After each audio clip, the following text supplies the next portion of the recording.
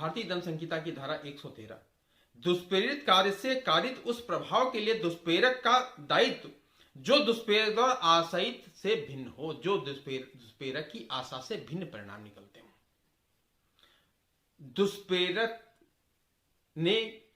दुष्प्रेरक जो है, उस व्यक्ति ने दुष्प्रेरित किया किसी व्यक्ति को किसी एक कार्य के लिए, उस कार्य से जो परिणाम निकलना था उस परिणाम के अलावा कुछ और परिणाम भी अगर निकलता है तो ऐसी स्थिति में दुष्प्रेरक क्या दंड होगा, उत्प्रेरक का क्या दायित्व होगा, यह बात ये धारा कहती है। इंडियन पिनल कोड की धारा 113 दुष्प्रेरक के उस कार्य के लिए उस लायबल ठहराने की बात करती है, उस कार्य के लिए जिम्मेदार बनाती है जो कार्य उसके दुष्प्रेरित करने के पश्चात जो उत्पन्न होने वाला कार्य है, उस कार्य के अलावा अगर कोई और कार्य उसका दंड, उसका कोई अपराध पैदा हो जाता है, कोई ऐसा अपराध अगर पैदा हो रहा है जो दुष्प्रेरक की मानसिक अवस्था से भिन्न है, यानी उसके मन में यह बात नहीं आई कि ये परिणाम कुछ और हो सकता है। एक उदाहरण से आपको मैं समझा दे रहा हूं। ए एक व्यक्ति है, बी व्यक्ति से यह कहता है कि सी को जाके आप घायल करिए या सी को जाके आप मारिए। ए के प्रभाव में आके, एक उकसाने के परिणाम स्वरूप बी ने जाके सी को घायल कर दिया। उस घायल हो जाने के पश्चात जब सी घायल हो गया, उसके उपचार के दौरान ही उसकी मृत्यु हो गई। अब उस मृत्यु के लिए क्या ए जिम्मेदार है? इस बात को धारा 113 समझाती है। धारा 100 इंडियन पिनल कोड की धारा 113 ये समझा रही है यहां पर कि अगर ए नाम के व्यक्ति के प्रभाव में आके बी व्यक्ति ने सी व्यक्ति को घायल किया, तो घायल होने का जो कोई दुष्प्रेरणा है, वो दुष्प्रेरणा किसने की? वो ए ने दुष्प्रेरित किया, ए दुष्प्रेरक है, तो ए बी के साथ साथ बराबर जिम्मेदार है। और वो जो मृत्यु हुई है सी की, अगर उसका परिणाम पहले से ए को मालूम था, अगर ए को ऐसा परिणाम मालूम था कि जो ये काम करने जा रहा है इससे ये आशय उत्पन्न हो रहा है कि वहां मृत्यु होने की संभावना है, अगर वहां संभाव्य परिणाम पहले से ए के मानसिक स्थिति में है, अगर ए को पहले से मालूम है कि ये जो लड़ाई हो रही है उस लड़ाई में मृत्यु भी हो सकती है, अगर ये बात ए को मालूम है तो ए उस मृत्यु के लिए पूर्णतः जिम्मेदार है। लेकिन अगर वो जो परिणाम उत्पन्न हो रहा है वो उसकी संभावना से परे है, अगर एक वहां तक सोच नहीं पा रहा है जहां वो अपराध हो गया है, जो आशयित परिणाम जो निकल रहा है, जो कृत्य बी ने किया उस बी के कृत्य से जो परिणाम निकल रहा है, अगर ए को उसकी संभावना पहले से है तो ए उस कार्य के लिए पूर्णतः जिम्मेदार है।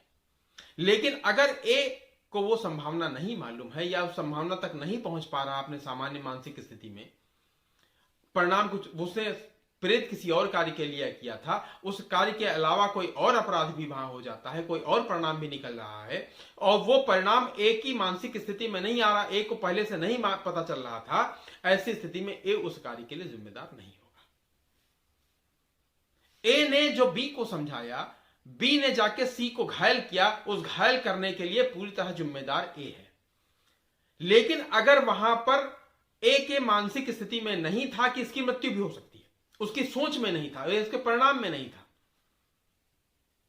अगर उसके परिणाम में नहीं था या उसकी सोच से परे था, तो ऐसी स्थिति में ए जिम्मेदार नहीं है। लेकिन अगर उसको पहले से मालूम था कि वहां अगर लड़ाई होगी, लड़ाई के परिणाम स्वरूप वहां जाकर कोई ऐसी दुर्घटना घट सकती है जो घायल होने से ज्यादा गंभीर हो, मृत्यु हो सकती है, तो उस मृत्यु के लिए ए पूर्णतः जिम्मेदार है। धारा 114 दुष्प्रेरक की उस अवस्था की बात करती है जहां पर अपराध जब दुष्प्रेरित अपराध कर रहा है वहां पर दुष्प्रेरक की उपस्थिति पहले से है। दुष्प्रेरक की जिम्मेदारी उस समय जबकि दुष्प्रेरित व्यक्ति अपराध कर रहा है लेकिन दुष्प्रेरक की उपस्थिति वहां पर हो रही है। ऐसी स्थिति में दुष्प्रेरक के लिए क्या दायित्व है और उसको लिए क्या दंड होगा, यह बात धारा 114 बताती है। एक उदाहरण से आप बात समझ लीजिए कि ए नाम के व्यक्ति ने बी से ये कहा कि तुम सी की जाके हत्या कर दो, सी ने मुझे बहुत परेशान कर रखा है। बी जब हत्या करने जाता है सी की, उसी समय ए भी वहां पहुंच जाता है। बी ने हत्या कर दी सी की, ए ने बी को दुष्प्रेरित किया था, ए दुष्प्रेरक है। ऐसी स्थिति में ए को यह माना जाएगा कि वो कार्य जो है ए ने स्वयं किया है, यानी वो कार्य चूंकि वो घटना स्थल पर उपलब्ध है, घटना स्थल पर पहले से खड़ा है या घटना स्थल पर पहुंच चुका है, वो बी द्वारा किए गए प्रत्येक कार्य के लिए, प्रत्येक अपराध के लिए ए पूर्णतः जिम्मेदार होगा और यह माना जाएगा कि उस व्यक्ति ने वो कार्य स्वयं किया है। एक और उदाहरण मैं आपको समझा दे रहा हूं बहुत सामान्य सी भाषा में। ए नाम के व्यक्ति ने बी नाम के व्यक्ति से कहा कि तुम सी की दुकान पर जाके चोरी कर लो। ए के दुष्प्रेरक है और ए के दुष्प्रेरणा से प्रभावित होकर बी दुष्प्रेरित हुआ और बी ने जाके सी की दुकान में चोरी करने का कार्य आरंभ किया। लेकिन जैसे चोरी करना जाता है वैसे ए भी वहां पहुंच जाता है। बी चोरी कर रहा है और ए ने उसको दुष्प्रेरित किया था, ए दुष्प्रेरक है, तो ए ने जाके वहां पर ए भी पहुंच जाता है, बी ने चोरी की। अब ऐसी स्थिति में ए भी उस चोरी के लिए बराबर जिम्मेदार होगा और यह माना जाएगा कि ए ने स्वयं वो चोरी की है। ए की मानसिक स्थिति बी के बराबर मान ली जाएगी और जो दंड बी को मिलेगा वही दंड ए को मिलेगा, क्योंकि धारा 114 यही बात कहती है कि अगर दुष्प्रेरक ने दुष्प्रेरित व्यक्ति से कोई ऐसा कार्य कराया है जो आपराधिक है और उस कार्य करते समय अगर दुष्प्रेरक वहां पे उपस्थित है, तो जो कार्य का परिणाम होगा उसमें दुष्प्रेरित और दुष्प्रेरक दोनों बराबर जिम्मेदार होंगे। हमारा जो मूल उद्देश्य है जनता तक अपराध शास्त्र को पहुंचाना, जनता तक कानून को पहुंचाना, जनता तक वो बातें पहुंचाना जो जनता आज की डेट में नहीं जानती, सामान्य जनमानस नहीं जानता है। आपकी जिम्मेदारी है कि आप इस वीडियो को जन जन तक पहुंचाएं। जो लोग चैनल को सब्सक्राइब नहीं किए वो सब्सक्राइब करें और बहुत सामान्य भाषा में, मैं चूंकि कानून को बहुत सामान्य भाषा में समझाता हूं, एक सामान्य बुद्धि का व्यक्ति भी इस बात को समझ सकता है कि कानून क्या कहता है। क्योंकि जब तक आप अपने कानून को नहीं जानेंगे तब तक आप शोषित होते रहेंगे।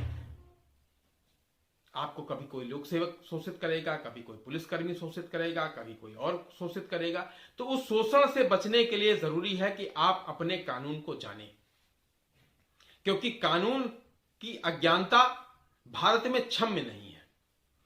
इसलिए कानून को जानने के लिए जरूरी है कि आप हमारे वीडियो को देखें, आप अपने सहयोगियों तक, अपने मित्रों तक हमारे वीडियो को पहुंचाएं।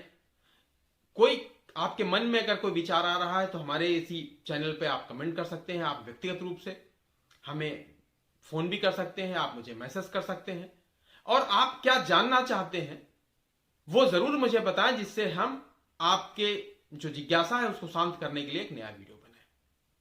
बहुत बहुत धन्यवाद।